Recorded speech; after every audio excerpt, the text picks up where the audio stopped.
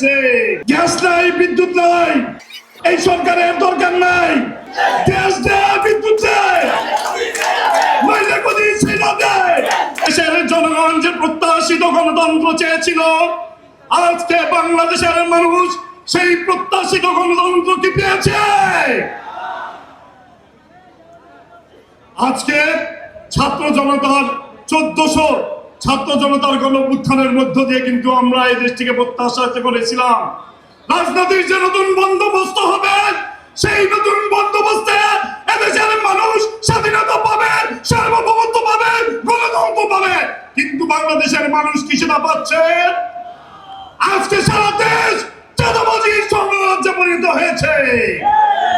আজকে ঘরে ঘরে নেতা কর্মীদের উপর জুলুম করা হচ্ছে। আজকে নাসিরউদ্দিন পাটোয়ারির উপর হামলা করা হচ্ছে। কিসের জন্য হামলা করা হচ্ছে? নাসিরউদ্দিন পাটোয়ারি চাঁদাবাজদের বিরুদ্ধে কথা বলে, সন্ত্রাসের বিরুদ্ধে কথা বলে। আজকে ঘরে ঘরে নাসিরউদ্দিন পাটোয়ারি তৈরি হয়ে গিয়েছে। আজকে ঘরে ঘরে সচিব ভুইয়া তৈরি হয়ে গিয়েছে। আজকে ঘরে ঘরে নাহিদ ইসলাম তৈরি হয়ে গিয়েছে। আমাদেরকে ভয় দেখিয়ে কোনো লাভ নেই। ফাঁসিবাদী শেখ হাসিনা পালিয়ে গিয়েছে, আমরা স্বৈর শাসন দেখেছি, কিন্তু দিল্লির রক্ষিত কোন প্রতিদান শাসন বাংলাদেশের জনগণ মেনে নিতে পারেনি বলে এই বাংলার মস্তক থেকে ফাঁসিবাদ শেখ হাসিনাকে পতন ঘটিয়েছিল। আপনারা কি চান না এই যে আমাদের মঞ্চে শহীদ পরিবার উপস্থিত আছে, সেই সমস্ত শহীদ পরিবারদের সন্তানদের বিচার এই বাংলার মাটিতে, সন্ত্রাসীদের বিচার করা হোক? আপনারা কি চান না?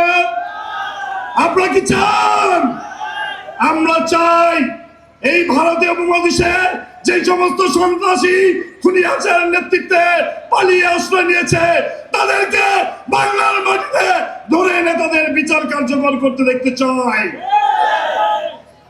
আজকে কয়েকদিন আগে বিএনপির মহাসচিব একটি স্লোগান দিয়েছিল, সেই স্লোগানটা আপনারা আমার সাথে ধরেন। হ্যাঁ, ধরবেন? সবাই ধরবেন তো? গ্যাস নাই, বিদ্যুৎ নাই, এই সরকারের দরকার নাই।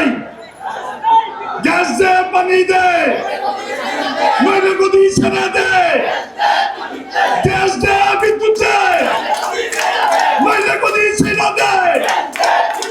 গ্যাস দে, পানি দে, নইলে গদি ছেড়ে দে।